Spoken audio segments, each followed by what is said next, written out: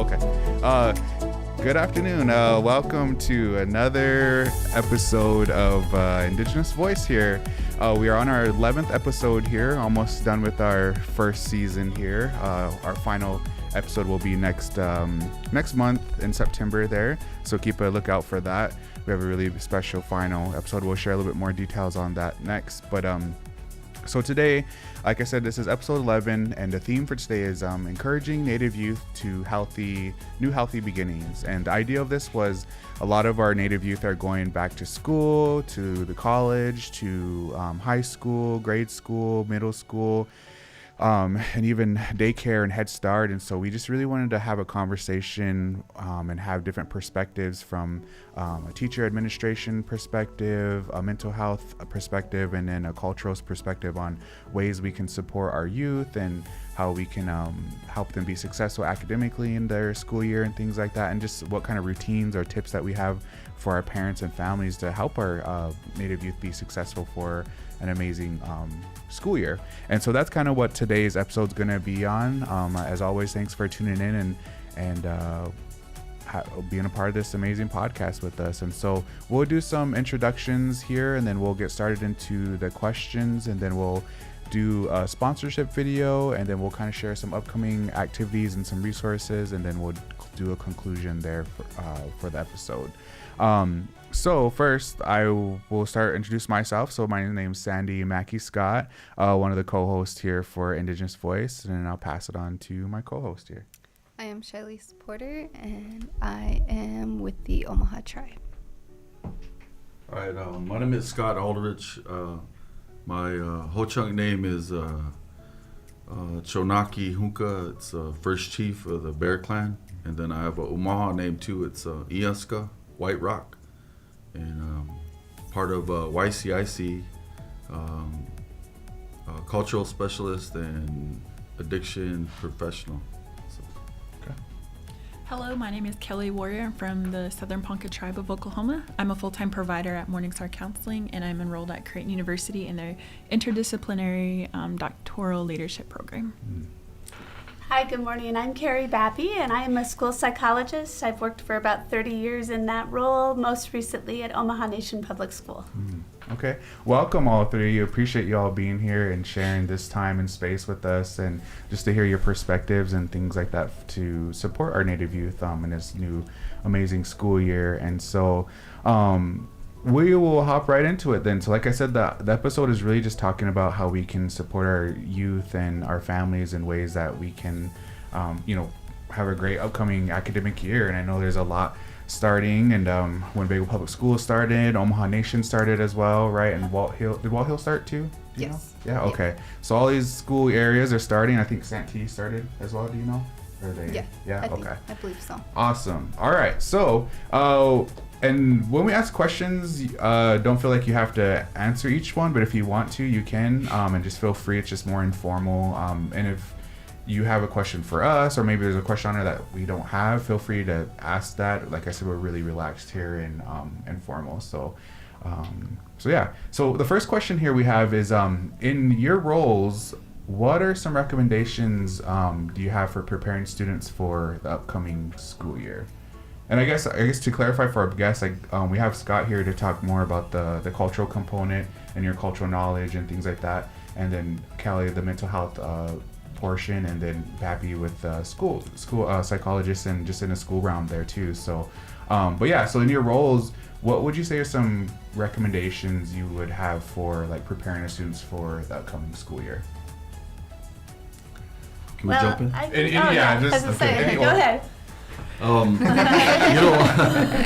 One of the most amazing things, I guess I have a perspective, is that we have an opportunity to prescribe cultural activities, like in general, high school or grade school, or different levels. You meet them at where they're at, and then so you bring awareness to the point where culture becomes firsthand, and it becomes a part of what they own.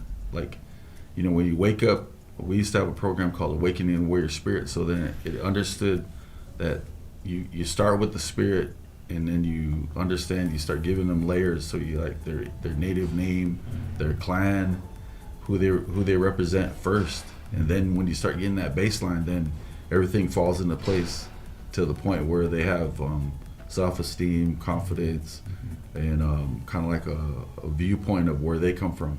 So that's kind of what I guess I wanted to start with. Okay. Thank you for that. I think there's just some basic tips also when kids are starting school. Of course, in the summer, kids are kind of off their schedule. They've been up late. They've been, and so definitely the biggest thing would be is just to start getting back into a routine, getting kids to bed at a good time so that they come to school rested and ready to learn. And really, I think the most important thing is just having that really positive mindset about school at home. So instead of like talking to your kids and say, oh my gosh, you have to go back to school, you say things like, oh my goodness, you get to go back to school. And I think just the kids really pick up on that. If it's education is valued in the home and they're supported there, then they're going to get more out of it once they come to school. Yeah, so just to piggyback off that, that's what a lot of my feedback was kind of about, just sleep hygiene, getting back on a routine, maybe even looking at some snacks right after school, because they're going to want to sleep right away, and trying to not going to sleep right away, saving that sleep for later so they can just go to bed earlier.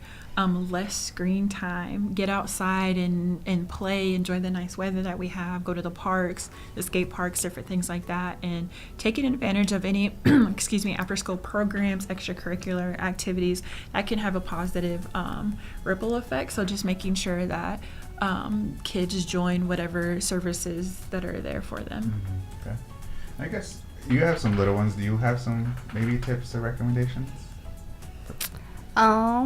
With my little ones, we actually just started back on a good bedtime routine because before our schedule was very crazy and they had more hang time than me.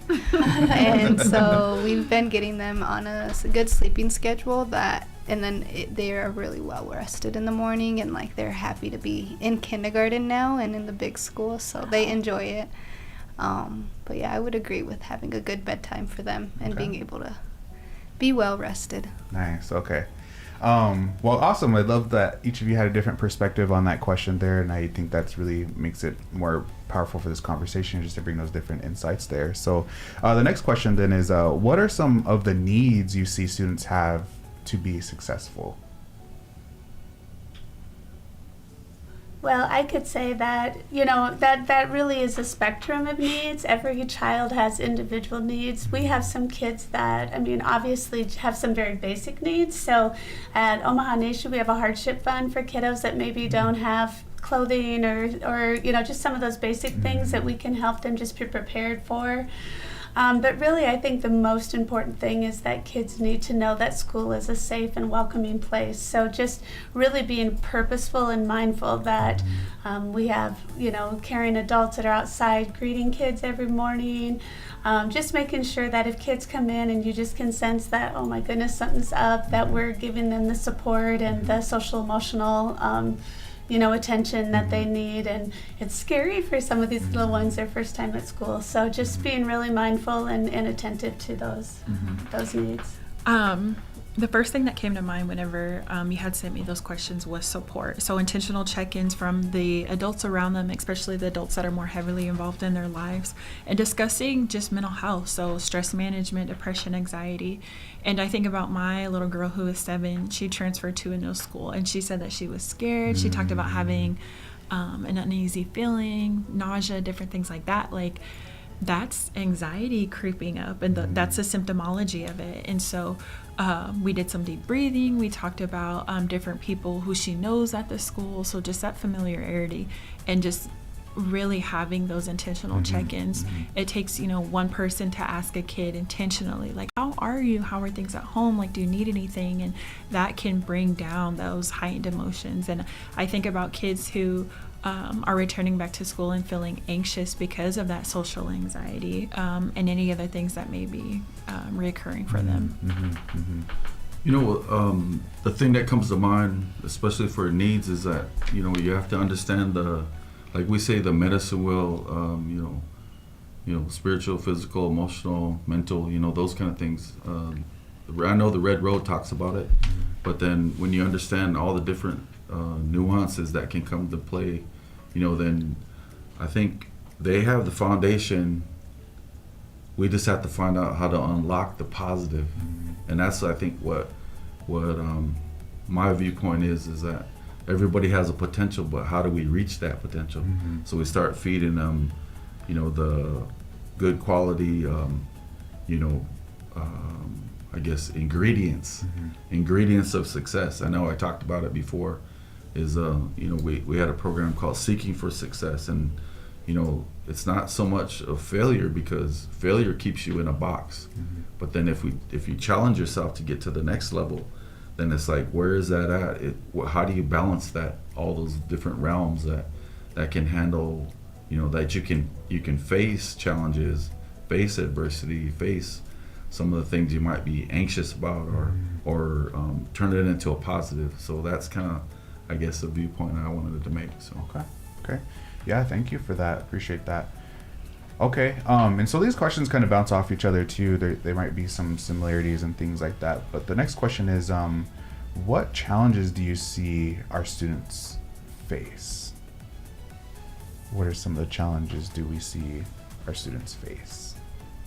I think some common ones are the bullying that may arise, anxiety, stress, the poor sleep schedule. With all of those things kind of bounce off each other, and they have a ripple effect. And so just the adults around them being mindful and keeping an eye out for any of the symptomology that may fall under that. So maybe being agitated, crying spells, anything like that. And just making sure that we're checking in on our little relatives and seeing if they need any additional services, like that minimal check-in, or maybe they do need mental health services or new friends, just anything like that. I think Kelly makes a good point. I think way too often as adults, we underestimate the pressures that kids are feeling. If you look at just a typical kiddo and what their schedule looks like, most little kids are on the go from 6:30 in the morning till close to 9 o'clock at night. And I mean, that is a full schedule. And there's just a lot of demands. I'll tell you what, kindergarten these days is not what it was like when we went to kindergarten. I mean, they hit the ground running with very rigorous, intense instruction. And so it is a lot. There's a lot of cognitive things happening. There's a lot of social emotional things happening. I think for our teenagers that have the added pressure of, social media and trying to perform and competing against other kids. And I think sometimes we just underestimate that they're kid problems, but the truth is that for them, they perceive those as difficulties, and we have to meet them where they're at and acknowledge those and help them through it. Listening to the two amazing ladies that brought this information forward, but in a perspective and a vantage point is sometimes that community norms, and like we have to call it what it is. Like if it's dysfunctional, then we have to say it is. And how do we create the balance point to where they come back to normal? Because when dysfunction becomes normal, then it's like they don't know where right and wrong is sometimes, and it's kind of a gray area.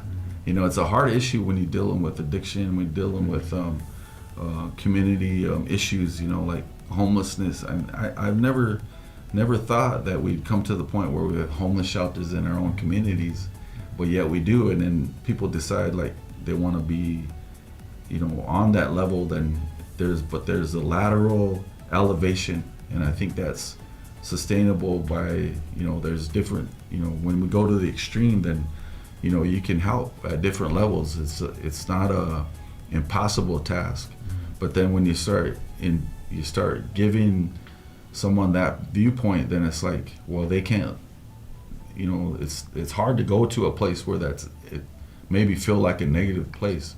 But then we try. That's why we have counselors. That's why we have addiction professionals. That's why we have those things in place, because we don't want it to be a normal thing. Like dysfunction cannot be normal.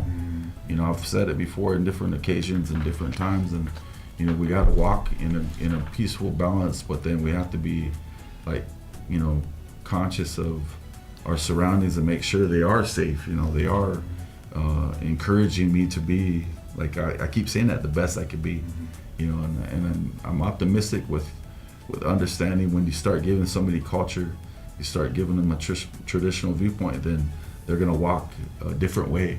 You know, once you clearly understand that, then you have confidence and you have self-esteem, and then you have courage, and you have all the different viewpoints that can come into play. Virtues, so to speak, I guess there's, you know, and I could probably go for a little while on that, so I'm gonna pass that on. So no, I think that's you guys, each of you brought up a good perspective and point to that, and I really kind of resonate with you, Scott, with you know, when we label it and call it dysfunction. And I think sometimes I feel for our families where they're kind of just doing what they've known growing up, and so in a way they might think this is normal when really it's dysfunction, or it's not too healthy for the family and things like that. And I think it's important to heal from those things, you know. But I think a big challenge with that is those conversations, because I think when you talk to a parent, they immediately go to the idea of like, well, I'm a bad parent, you're saying I'm bad parenting, things like that. And it's like, no, we're not, you know, criticizing on that. There's just you know, healthier ways to do certain things. It's not, you know, criticizing you, because I mean, I think you all know there's no perfect parent, or there's no manual for doing that, you know. And so I think that's, you know, just having that honest conversation, and not, you know, what I guess, not getting critical about it or emotional about it, just having an honest, open conversation. And I think sometimes that's just hard to do that too, but it's much needed, like you said, just to get those things going. Something that I would like to add, like that I see that's challenges that our students are making, is like breaking generational curses or in their lives. Like, you know, there's a lot becoming the first graduate of high school, attending school, and just, you know, having to learn how to navigate a different life that they didn't get to see, and being able to be that first generation. I think I've seen a lot of kids being able to be the first generation in their family, more than when I was in school. Just seeing a lot of students actually being able to know the difference in their life of right and wrong, and wanting a better life for themselves, because some may have had a hard life growing up, but then they want to do better for themselves. And I've been seeing a lot more of those high school graduates doing a lot better for themselves. Yeah, thanks for sharing that. Well, the next question here then is, what do you think is important for parents to know about their youth's academic success? Like, what should parents know in order for them to be successful academically? Well, I would say one of the things that is really important is that parents really need to embrace the idea that the sky's the limit for these kids. I look at least my experience has been with the kids at Omaha Nation, and I will tell you what, we have some amazingly intelligent, just talented, driven students. And in order to make them fly, you have to have those adults who believe in them. You know, and I think sometimes people come and they work at an at-risk school and they think, oh, these kids have had a lot of trauma, and they come with sort of sympathy in their hearts. And what we have found is that isn't, we need to have empathy and very high standards. And it just feels to me like in the 9 years that I've been at Omaha Nation, as we continue to raise the bar there, our kids just continue to rise to the occasion. Last year we had 3 Susan Buffett scholarships, scholars in our senior class. And I mean, it was the only school in the state of Nebraska that had 3 in one building. And for us to say there are 3 Native kids going to UNL on full ride academic scholarships, I mean, that's absolutely exciting. I have chills. And I know, but we don't talk about those things enough. And I mean, we need to start talking about the successes that are happening in our schools on the reservation, because there are so many. I think about parental support, and so just being more familiar with their child's academics, whether that's an IEP, 504, or they're on honor roll, anything like that. Just getting involved, being proud, praising your child, because your child, they want to hear that from their caregiver, especially their parents. They want to hear that they're proud. That gives them all of the confidence in the world. And whenever you're delivering that message, that's also really key too. And so whenever your child gets good grades or they're passing, we want to say, yes, good job, but be a little bit more intentional. Say, good job for passing, good job for your hard work, good job for making time for your grades. Just, it all goes back to that intentionality and switching our language. Just that praise and the confidence, the love that we give our child, that motivates them. They want to go harder and they'll continue to do better. I would just like to add too that nobody can give that to a child that's more powerful than a parent or a caregiver. I think of like our little kiddos when we've started doing our Christmas programs. It's so fun because you'll see those little ones stand on stage and they're just scanning the audience until they see their people. And then when you see their people, their little faces just light up. And so really the most important thing a parent has to do is just show up. Just come as you are, show up, because your kids want to see you there. When you look at academics, you know, there's that's a part of the, like I always say, like your mind, you know, you have your mind and your heart, and there is the spirit. You know, when you have that confidence of like intellectually, I'm confident in this area, then when you incorporate the heart, like then it means something to you.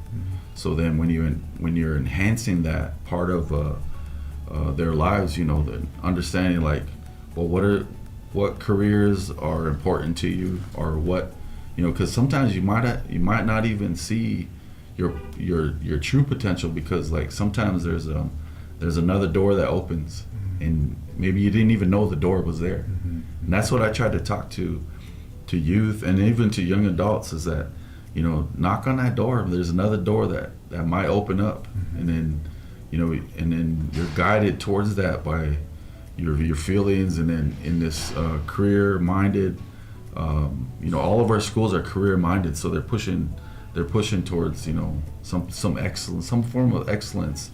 But then at what point is it your dream or my dream? So it has to be understood that it's their dream. This is how we open that door, and this is how we get through that door. And then maybe there's some team members along the way that help you. But then in the outcome is like you have to have that confidence and that mindset. So then you're motivated and driven, and that could be in anything, because we're all competitive by nature. And I think, you know, being a warlike tribe, you know, you have to embrace that. Like, say, this is how we used to be. Sometimes we're not we're good when we're lazy. We're not being like I always say, motivated by being lazy. You know, that's a defeated mentality. So it's like, how do you step above it? How do you step to the next level? And that's by connecting the intellect and the heart. So I think that's where the spirit lies, and I've heard that from, you know, a couple co-workers I had, Cheryl Miller, shout out, and then even to Crystal Snowball, you know, understanding that, you know, that's where the spirit is. And so when we connect with that, then we can move forward. And like you said, sky's the limit, you know. But if you don't know that the opportunity's there, then it's like, I'm content, and that's a scary word. So I'll leave it right there. Okay. No, those are good. Yeah, that's awesome. Do you have anything? Okay. All right. Well, yeah, awesome. I love these conversations. I love it. So the next question is a little in the mental health realm here, but feel free to hop in and add to it or respond to it. So how is finding your community? I'm sorry.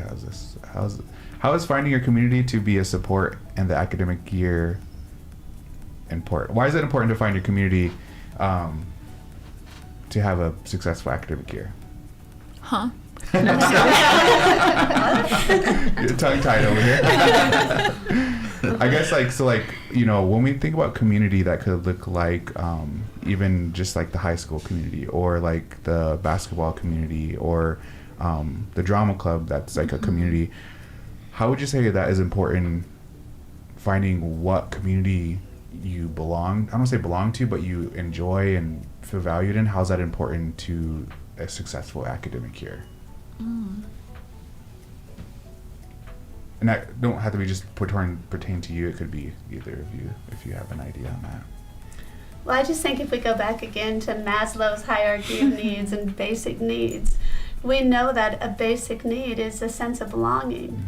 And so all kids, even though they come in different shapes and forms of different interests and strengths and weaknesses, there is still, just as human beings, innately this need to belong. And so I think that's what the school's job is to make sure that all kids, and not just the athletes or just the kids that are good in school, but that we have something to offer to all kids. And so I think if we're not meeting that need for all kids, then that's not about the kids, it's about the system. And so the system has to take a look at that and say, okay, what do we need to be doing differently so that we can appeal to all children. And the community is so important, but even the community at large, I mean, we need support to get kids to school. The truancy continues to be the challenge that all of our schools face. And if you can get them to us, we will find a community for them. That is the most important thing, I think. Yeah, you know, having that sense of belonging really does have a ripple effect. It's I want to be here. I'm looking forward to something. So being able to have goals and see in the future, it's like those are there. So I'm pulling out. I'm going to keep going. And I just really have to highlight Scott Aldrich being here, because he's touching on that cultural component. You know, whenever I think about mental health and in my educational background, we have trauma-focused therapy, we have psychoneural immunology, coping skills, like all of these huge, big, like Western terms. But like, what does that mean? That means community engagement. That means practicing cultural practices. Anything that you can think of within our culture or our community, those are all protective factors. Like that's what suicide prevention looks like. That's what stress management looks like. That's what coping is. So whenever you think about like what do we do before we go into the arena? We're calm, we're prayer. We go in there and we soak in all of that medicine. That is within us. That's in our DNA. And they have all of this Western research, these big words, all of that stuff. No, that's in our community. That's in our soul. Like that's who we are as people. And so if we tap into those things, our culture, mainly our culture, I really want to promote that, cultural revitalization, whatever that looks like, language, dancing, community meals, storytelling, whatever, that can lead to academic success because of that belonging, and it feeds our mental health. It's this beautiful, beautiful cycle. So we don't need to continue this stigma of like mental health, I'm gonna get diagnosed, I'm gonna get medication. Like no, mental health is our culture, is our tribe. When you start looking at like at the beginning, before you came here, you were a spirit, and I say that because that's what I believe, and that's what our Ho-Chunk people talk about. Nishochichi people talk about you're a spirit first, then you come over here, and then you get to pick your parent. So like that's a blessing when you start looking at the baseline, and you start understanding it, you get excited about it, and then you come over, and then as you're nurtured through life, then that's, you know, all these grades that we go through kindergarten, you know. I went through twice, but whatever. I'm just joking. But anyway, you get through that, and then, you know, you get through that kind of a crazy young person, then an adolescent, then kind of like you start getting guided towards that. Then you become this, you know, this amazing young adult, and then you find that potential. Then it's like, before you know it, you're onto critical thinking and the mind, and it starts waking up. But that's a viewpoint of, you know, you say baseline, culturally baseline, and how do you have that confidence to go into the next level? Then it's like, then you find the doctors, and you know, you find that master's degree, and then you start moving through life. But having that certificate or that filing cabinet full of cultural strengths, and I just had a conversation with Daryl LaPointe Jr., And I told him, I said, that becomes a arrow in your quiver. So if you start adding arrows of confidence, arrows of self-esteem, arrows of intellectual savage, you know. And I say that in a good way because we're fierce.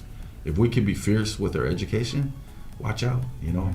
It's like they say, the sky's the limit. We start moving through life with that kind of confidence, and then you become something that you never expected to be, you know.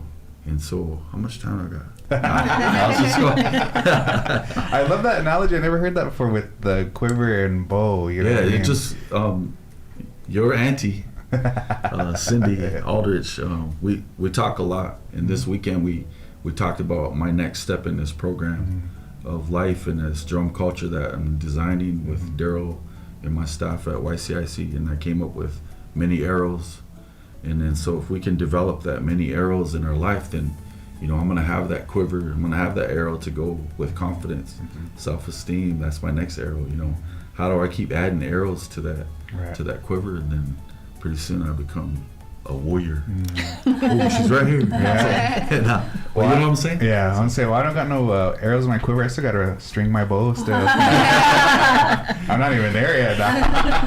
No, that's awesome, though. I appreciate that. And, you know, each of you touched on the importance of community. And I think just Indigenous people, that's just like what it is family center. It's really in our culture, and that's just what it is. And I think when you take that community piece away, that's really taken a big part of away from our people and in our youth. So really glad that you both or all of you shared a component of why community is important there. These next questions are a little bit more culturally based, but like I said, feel free to hop in and jump in wherever. But what are some good cultural doings students maybe should practice the school year? And that could even be at home or even at school. But what do you think are some cultural doings that students should or could practice through the school year that might help them? I think anything that has to do with your culture, because it has such this amazing ripple effect. So you're going to be tapping into your mental health. They're going to be saving our culture. And all of those things, it's all about like the circle of life and how each thing like touches one another. And so we think about like our kinship system, so upholding our relatives and our cultural doings. And I think about even like the little things that we can do. You know, I was driving down Main Street in Macy, and on their beautiful Macky? Big screen. Big screen. I was gonna say Jumbotron.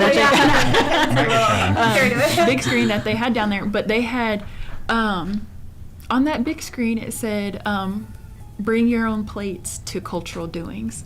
And that was something that my family tapped into, was like, you know, we have like the blue plates with the white splatter paint on it. And so like, you know, real old school ways, but just tapping into that, getting back to those. And it's so simple, but it feels so good. And, you know, I bring my little reusable bag and I'm like, got my blue plate and I'm feeling all, you know, like, and people compliment and they say like, good ways, you know, good job, you know. And that makes me feel good. Something like so little. And it reminds me of my great grandma. Mary Ann Siri, you know, rest her heart. That's what she used to have. And, you know, it connects me to her, you know, just something as little as that. And so anything, whether that's singing, dancing, sewing, cooking, language, downloading our app and getting into that, looking at our history, all of that stuff, tap into it. You're going to feel belong. You're educating yourself, speaking to your elders. Learning about, like I said, the kinship systems, anything like that, tap into it. That's been one of the really wonderful benefits of the Three Sisters Farm that we have. This summer we employed about, close to 40, I think, high school kiddos working out on our school farm. And along with that, we try to embed so many of those cultural practices, and just watching the kiddos, you know, having just their hands in the dirt and working hard and understanding like the Three Sisters plants, and they are now harvesting the Indian corn and they're, you know, spooning it and drying it, and the elders are telling them stories about that. And it's just so neat, and the pride these kids show when they have their farmers markets, knowing that they're feeding their community and they had a part in that. And it's just been so neat to watch, because like that whole open area, I mean 7 acres of prime produce has never one time been vandalized. Wow. And, you know, it's just, who doesn't want to go in and pick a big pumpkin and, you know, but they don't. And I think a lot of that comes is because they feel a part of it, and they really do have that cultural respect. And I think that has been, the confidence that has shown in our kids, it's 100% the anchor to them finding their cultural roots. It's beautiful. One thing, you know, I think you both had drawn on a point where it brought me to, and you know, I came from somewhere, you know, and then it's like this weekend or this last week, they asked me that similar question, and the first place I went to was Jackson Lewis, you know, and I tell that story. You know, there's on my children's side, on my wife's side, the Creek Nation side, there was a young boy, and he was 9 years old, and he made the Trail of Tears. He was the only one that survived from the Trail of Tears. So that's why you're here. That's why my wife's here. That's why my kids are here. And then on my Ho Chunk side, I have a grandfather named Edward Pear Sr. Now, he was taken into boarding school when he was 8 years old, and he survived. He survived boarding school. So then each one of us could probably say that, you know, who survived for us to be here. So like when you find a family tree, or you find some, you know, a place where you came from, and then it brings you like, well, what would they do for me? What they've done for me is they brought me to this point in life where now I have to move forward. You know, I can't move backwards, and I'm not gonna challenge Maslow, but I am, because we're in this circle of life. We're not in this, you know, box. And so sometimes you don't move past that foundation, because when all our needs are met, we kind of tend to stay there. And we're like, no, we need to, you know, branch out a little bit and try to find this. So that's why we create that circle, or whatever clan you come from. Then you create that bear, you create that buffalo, and I know some of our relatives are those clans, and that's where your strength comes from, is that we exhibit that foundation of your clan and your responsibilities, and you start moving forward. Then you find out that, you know, where I came from was a good place, you know, and then now I'm going to make it better. So that's the part that comes with confidence and self-esteem, and, you know, the right to, you know, I give you permission to be great. You know, when you tell someone that, then they're like, okay, yeah, or how do I become great, you know? So when you get that permission, then it's like, you kind of got the key. Then when you get feathered, and, you know, our ceremonies when we get feathered, when that combat veteran feathers us, and, you know, then we understand, like, then we get our name, then we start having that, you know, that identity. And I think that's where the baseline is. With each of your responses, it just kind of, you know, triggered a question for me to ask, and it's not part of what we originally had, but I think it's a good part to discuss. But, you know, with each of you working on the reservation and in the public schools and just having your families here and things like that, what do you think are the unique view and challenges for our kids versus a public school that's not on a reservation, that's not predominantly Native students? I guess, what does that kind of look like? What are the differences and challenges and needs for our students here on the reservations versus the ones that are not in a public school? Does that make sense? The unique differences. I think I guess unique differences and unique needs. Okay. I think about definitely the mental health needs. You know, whenever I was in my graduate program and I was in practicum and internship, my caseload was 100% Native students, and they were primarily on reservations. And so we would have these really complex situations with tribal law, our kinship systems come into play, you know, sending our kids to boarding school when that was necessary. Those were very unique in inner city white institutions. So sharing what was happening, the MMIW crisis, I struggled in my institution because no one could help me. No one had answers for suicide contagion. No one had answers to advocacy for MMIW. And so I feel like a lot of those things are what make us unique. And those are the significant differences. And a lot of the things that were happening up here, people were not hearing about and they did not care about in the city. And so I felt like a huge, of course this isn't about me, but I felt like a huge disconnect because it was just like, oh, let's sweep the brown issues, the tiny little res, was way up in their corner. Let's just sweep that under the rug and like not pay it any mind because I'm uncomfortable, but those are, of course, they're real life issues that are happening right now as we speak. And so I feel like those are some of the things that we face and that make us like unique and that are different and challenging in some aspects. I think one of the things I would say too is I think there definitely are some unique things about working on a public school on a reservation, but I am always just really pulled to say, number one, our kids are so typical. Like our teenagers are so typical teenagers. I mean, they're dealing with the same stressors that kids across America are dealing with. I also think there's a little bit of caution you have to be careful of, because one of my personal things that I struggle with is when I hear teachers, or it's not just teachers, but people, let's just say in general, that will say things like, well, this is a reservation school, and so, we're going to have, high truancy, or we're going to, perform poorly on state tests, And to me, I think you just have to be so cautious that you don't fall into that trap, because, again, I think our kids are every bit, if not more, capable than most kids. The other thing I know is that I have a daughter who's a school psychologist, and she works in the metro area in Omaha. And she works at a at-risk middle school there, and I would say that in comparison to what I deal with on a daily basis, her job is 1,000 times harder. I mean, she has kiddos there too that don't speak English, that are extremely poor, that are dealing with, immigration issues, that kids that are living in foster care. I mean, many of the similar issues that we may see here, but I just think we have to be really careful of always painting Indigenous schools and Indigenous students as always just being just these at-risk kids that are so different, because I think in so many ways they're just pretty typical teenagers or kids, One thing I guess I want to stress on is that, data, statistics, and those kind of things, they put a challenge in front of us.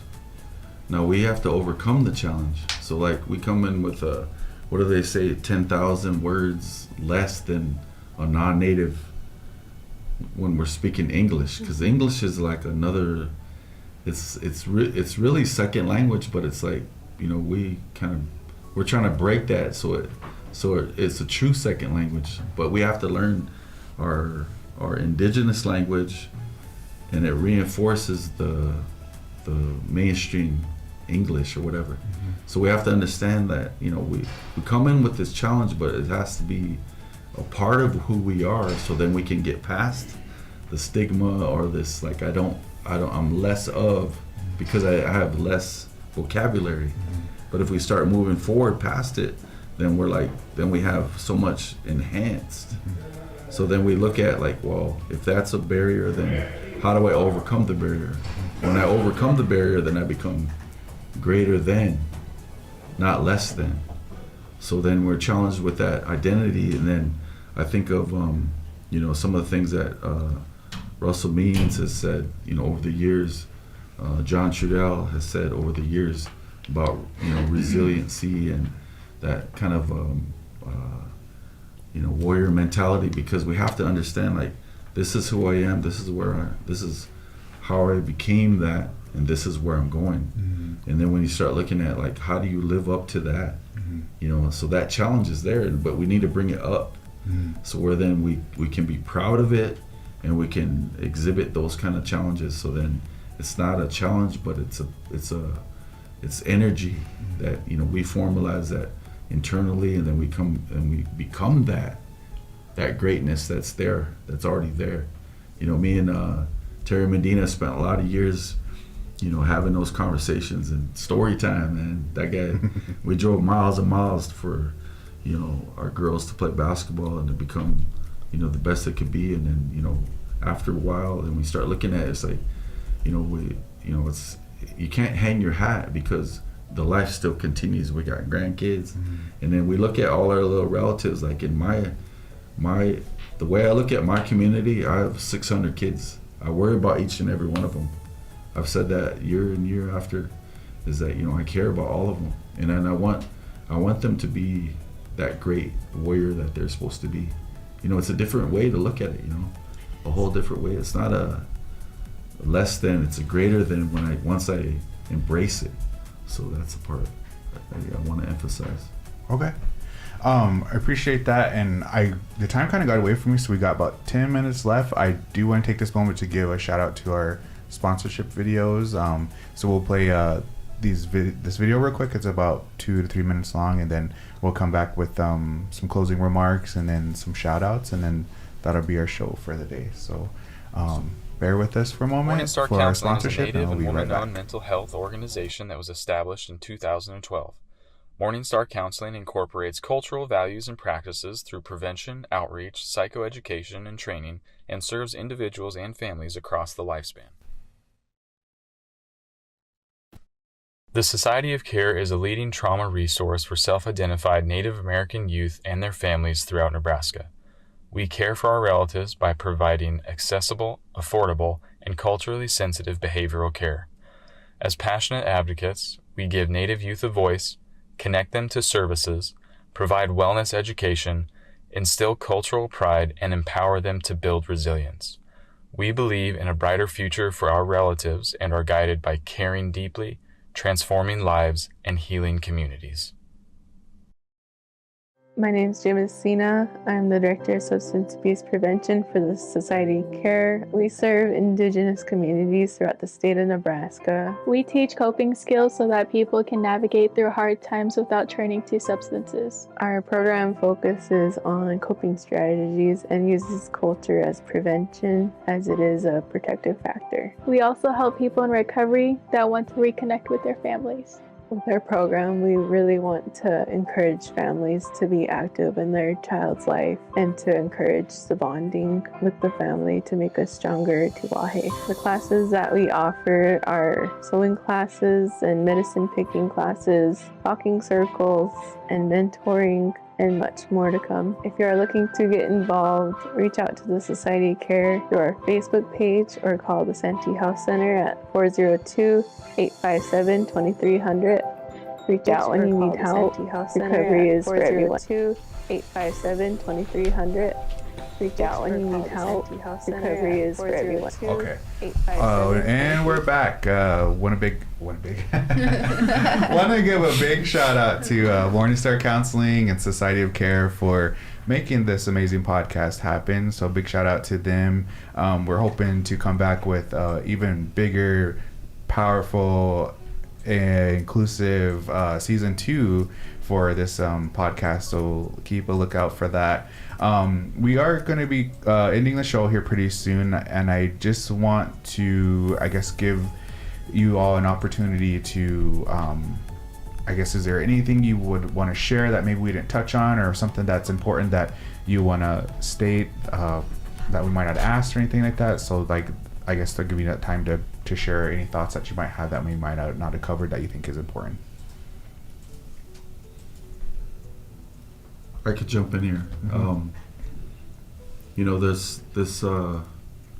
Your cultural strength is important, and I think identifying, who, because everybody comes from somewhere.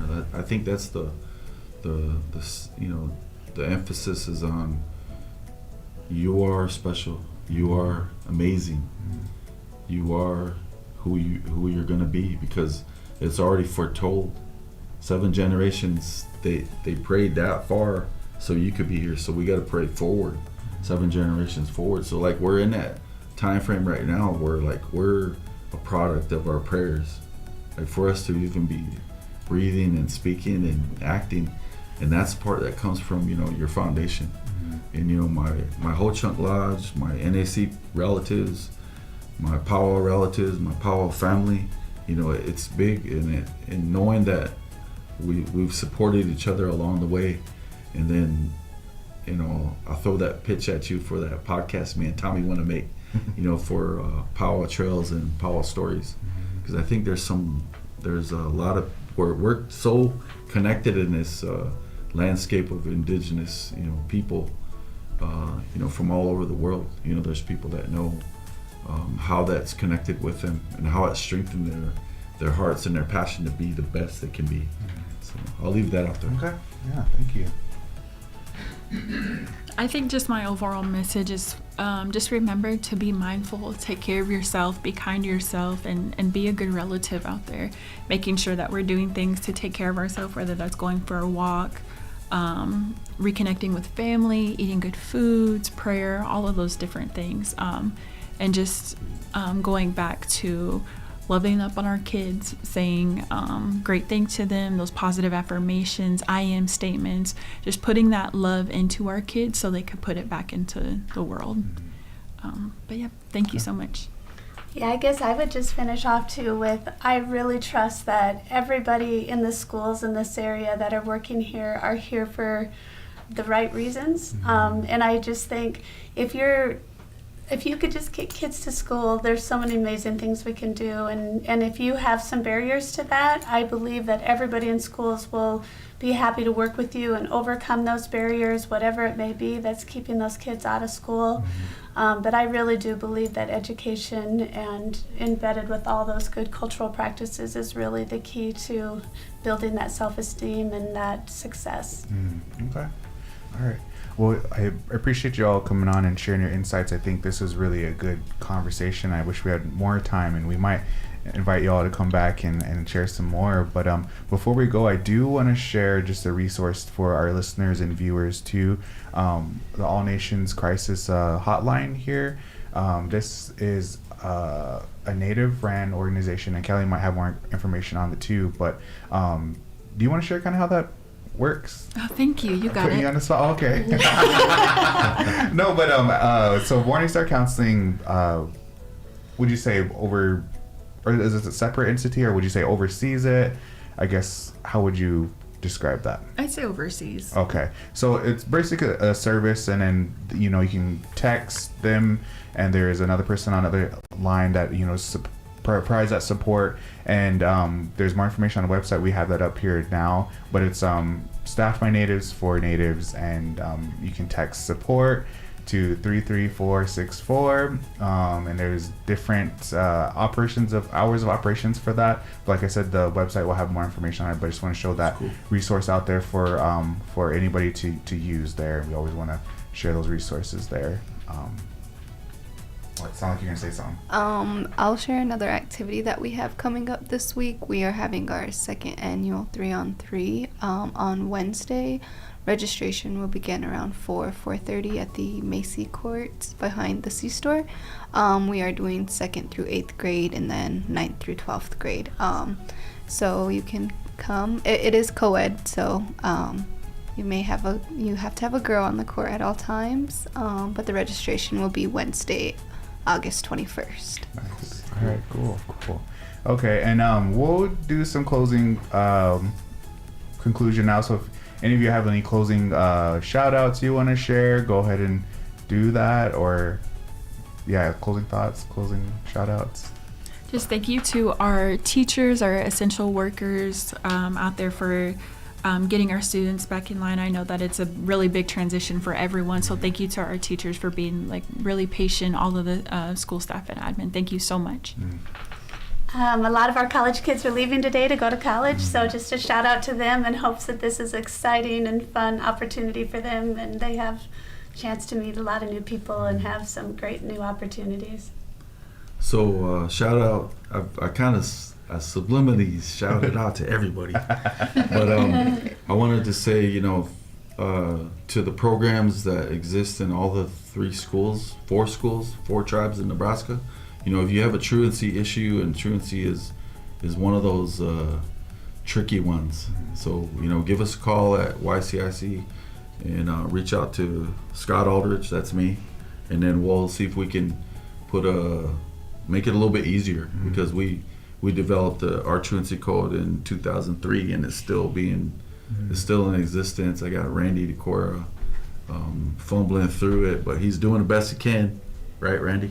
Not so. But, other than that, much love to the school year, and I hope all the prayers and blessings come upon this new year, and the staff at Big Voice, and Macky for your leadership, and then Bethany for keeping this thing going. So I love the radio station. I love to hear whole chunk music, and other native music. So it's really inspirational. And I like to share, Scott's one of our, so Bethany does a program on Thursdays, All Request Live, and Scott's one of our main ones that sends in requests and things like that. So big shout out to you for doing that. That keeps the vibes alive and get a different genre of music each time. So, but yeah, do you have any shout outs, closing thoughts? I'll give a shout out to my twins, as they'll be 5 on Thursday. Cool. Okay.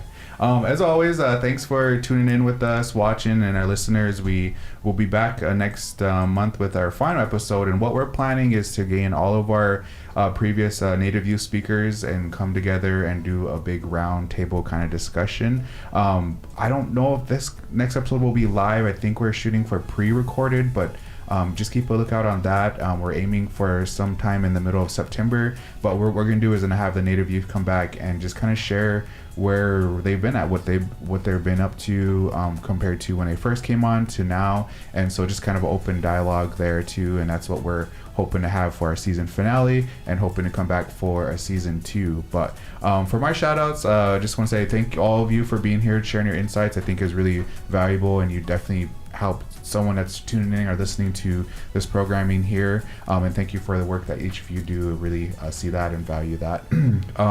Big shout out to the Big Voice, the communications department in the Winnebago tribe, Bethany, Garen, and their crew. They do a lot of amazing work.